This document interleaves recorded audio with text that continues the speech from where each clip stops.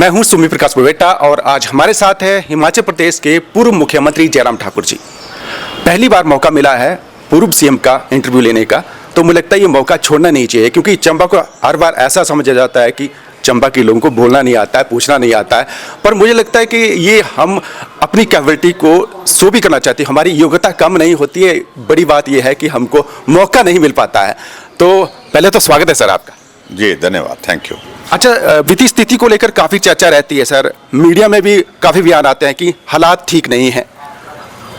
कैसे ठीक हो सकते हैं, मैं यही पूछूंगा। देखिए, वित्तीय स्थिति कोई अभी 1 साल में 2 साल में या अभी अभी खराब हुई, 2 साल से 5 साल से खराब हुई, ये दौर बहुत लंबे समय से चला है।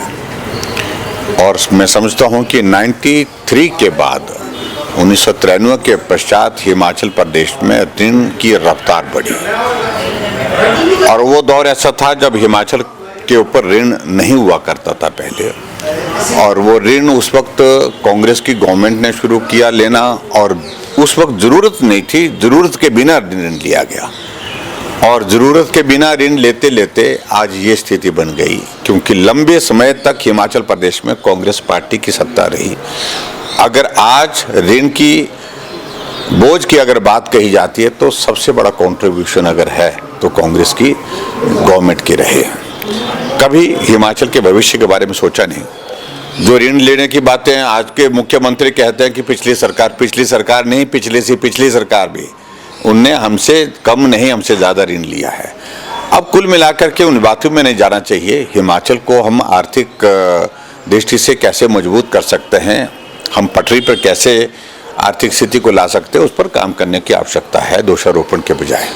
मैं यही कहूँगा कि जो फैसले हिमाचल प्रदेश सरकार वर्तमान में ले रही है, उन फैसलों से बहुत बड़ा अभी तक इजाफा नहीं हो पाया, यानी कि इकोनॉमी में आर्थिक स्थिति में कोई परिवर्तन उसमें नहीं आ पाया। अभी भी आप देख रहे होंगे कि हालात ये बने हैं कि हर महीने में कर्मचारियों की सैलरी देना ये बहुत बड़ी चुनौती हो गई है, पेंशनर्स को पेंशन देना बहुत बड़ी चुनौती हो गई, और विकास के कार्य तो वर्तमान सरकार ने छोड़ ही दिए हैं। जहां पड़े हैं वो पड़े हैं, क्योंकि उसकी तरफ तो ध्यान ही नहीं। जनहित की जो योजनाएं वो भी आज की तारीख में एक तरह की बंद पड़ी है, तो ये चिंता का विषय है। लेकिन कुल मिलाकर के हम आगे कैसे बढ़ सकते हैं, प्रदेश को आगे बढ़ाने के लिए आर्थिक स्थिति को ठीक कैसे कर सकते हैं, इस पर गंभीरता से विचार करने के बाद कुछ फैसले लेने की ज़रूरत है। अच्छा, ओपीएस का जिक्र होता है सर, ओपीएस लागू करके सरकार ने सही किया है कि, क्योंकि मुझे लगता है कि आपसे बेहतर कोई नहीं बता सकता है, क्योंकि वित्तीय स्थिति फ्यूचर में कैसी रहेगी ये भी निर्भर करता है सर।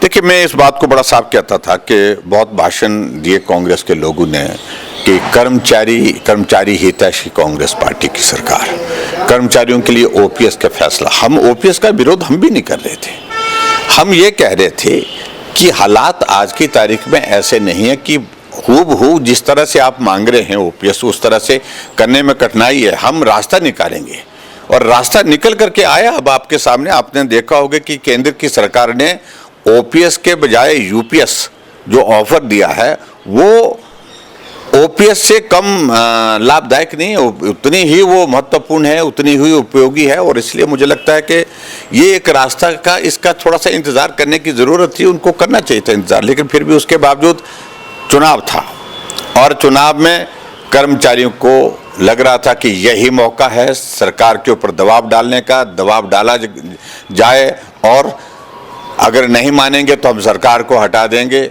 हमने दबाव में नहीं आकर के फैसला लिया, हमने कहा आपको रुकना होगा थोड़े वक्त के लिए, विरोध नहीं कर रहे हैं, हम रास्ता निकाल रहे हैं। लेकिन कर्मचारियों को तब तक के लिए कांग्रेस ने कह दिया कि हम कैबिनेट की पहली बैठक में फैसला लेंगे, और कैबिनेट की पहली बैठक में फैसला लेने की बात कह करके कर्मचारियों ने उनका साथ दिया।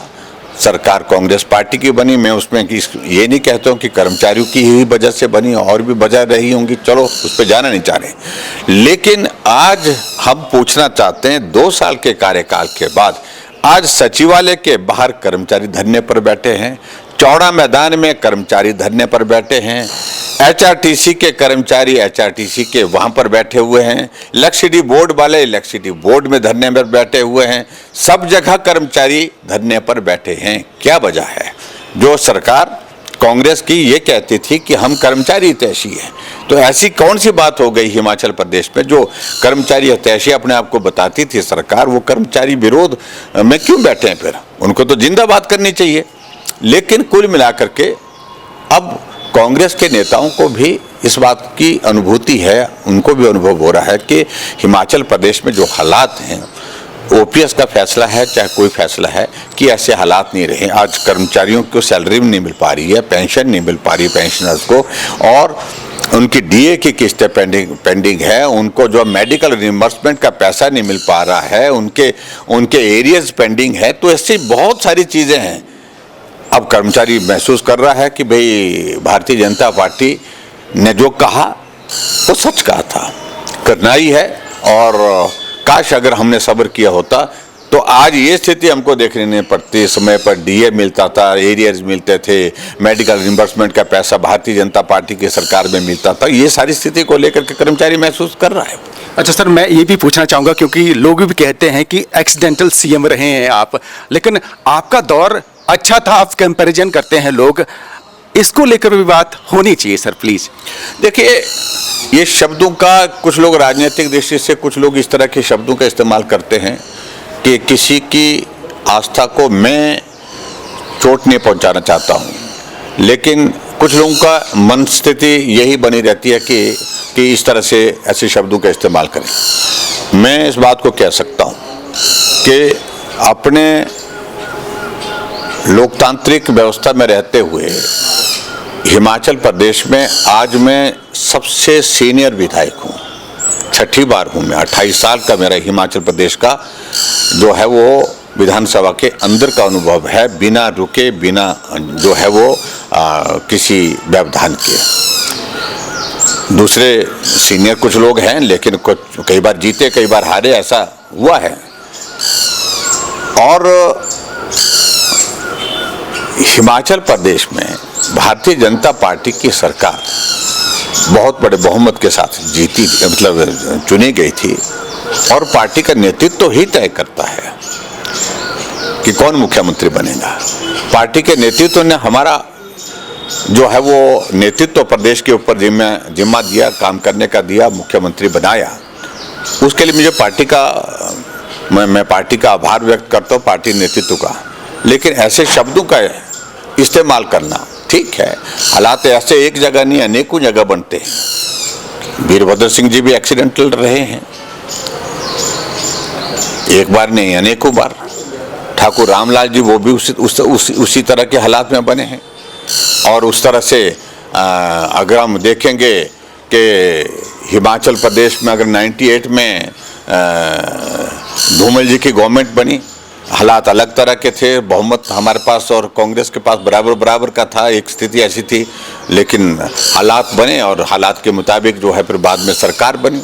तो इसलिए मैं इन सारी चीज़ों को टिप्पणी नहीं करना चाहता हूँ, लेकिन कुछ लोग अनावश्यक रूप से इन बातों को कहते हैं। मैं चुना हुआ प्रतिनिधि के नाते था, हिमाचल में लोकतांत्रिक सरकार थी, हिमाचल में मजबूत सरकार थी, उस सरकार का नेतृत्व करने का पार्टी के नेतृत्व ने मुझे सौभाग्य दिया, अवसर दिया, और हमने किया। और जिन बातों को लेकर के कहा जाता था सरकार मुश्किल में है, ये है वो है, ऐसा वैसा, लेकिन 5 साल तक कुछ लोग बोलते रहे, लिखते रहे, सोशल मीडिया में छापते रहे, लेकिन उसके बावजूद हिमाचल प्रदेश में सरकार 5 वर्ष चली। और जब चुनाव आया तो मात्र 0.9% के मामूली अंतर से हम चूक हुई है, और उसमें जो भी हुई है, लेकिन हमने लोकतांत्रिक व्यवस्था के मुताबिक सारे फैसलों को स्वीकार किया। लेकिन इन सारी चीज़ों का कोई अर्थ नहीं है।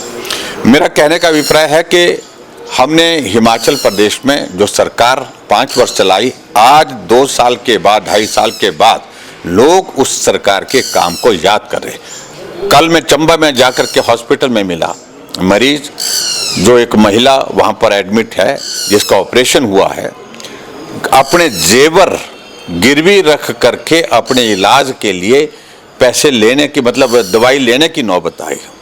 ये तो उस दुकानदार का, जो केमिस्ट है, उसका धन्यवाद करते हैं। उसने कहा कि जेवर रख लीजिए आप, जितने आपके पास पैसे हैं उस लड़के को बोल रहा है उनके कि आप पैसे दे दीजिए और अरेंजमेंट कर लीजिए, लेकिन आप इलाज करिए। अच्छी बात कही। लेकिन ऐसी सरकार, जिस सरकार ने हिमकेयर जैसी गरीब लोगों को इलाज के लिए जो योजना बनाई थी उसको ही बंद कर दिया। और मैं जब मिलने के लिए गया तो वहाँ एक नहीं 5-7 लोग वहाँ एकदम दौड़ करके आए। और जब तक लिए हम वहाँ से निकले कोई 15 लोग ऐसे आए जो हिमकेयर का कार्ड दिखा रहे थे, हिमकेयर का कार्ड बना हुआ, लेकिन इलाज इससे हमारा नहीं किया जा रहा है। ये इसका अभिप्राय क्या है कि लोग भारतीय जनता पार्टी की सरकार की नीतियों को याद कर रहे हैं, काम को याद कर रहे हैं। हम पानी की स्कीमों का जिक्र कर रहे थे, सड़कों का जिक्र कर रहे थे, कल परसों से हम यहाँ पर हैं, सभी कह रहे हैं कि काम हुआ है तो उस वक्त हुआ है, उसके बाद जो टेंडर हुए थे वो टेंडर भी अभी तक जो है पूरी तरह से जो है वो पूर्ण नहीं हो पाए, यानी कि काम रुका पड़ा है। ये भारतीय जनता पार्टी की सरकार जो 5 साल रही है उसके काम को आज लोग याद कर रहे हैं। मेरे कहने का मतलब ये है, और संतोष देता है कि लोग आज महसूस कर रहे हैं कि जब भाजपा की सरकार थी चारों तरफ काम थे। अच्छा सर, मुझे लगता है जल्दी तो है सर को, लेकिन मौका मिला है तो मुझे लगता है कि ये छोड़ना नहीं चाहिए। अच्छा सर, चर्चा ये भी है कि जयराम ठाकुर जो है भाजपा के प्रदेशाध्यक्ष भी हो सकते हैं। देखिए, मुझे इन सारी चीज़ों को लेकर के मुझे जो भी काम दिया आज तक पार्टी ने दिया है, मैं मंडल के अध्यक्ष से लेकर के पार्टी का जिला का अध्यक्ष, जिला के अध्यक्ष के बाद युवा मोर्चा का प्रदेश का अध्यक्ष, फिर उसके बाद स्टेट का उपाध्यक्ष, पार्टी का प्रदेश का अध्यक्ष, सारे दायित्वों पर मैं होकर के आया हूँ। और मुझे लगता है कि पार्टी में बहुत सारे कार्यकर्ता सक्षम हैं, योग्य हैं, जो इस दायित्व का निर्वहन कर सकते हैं।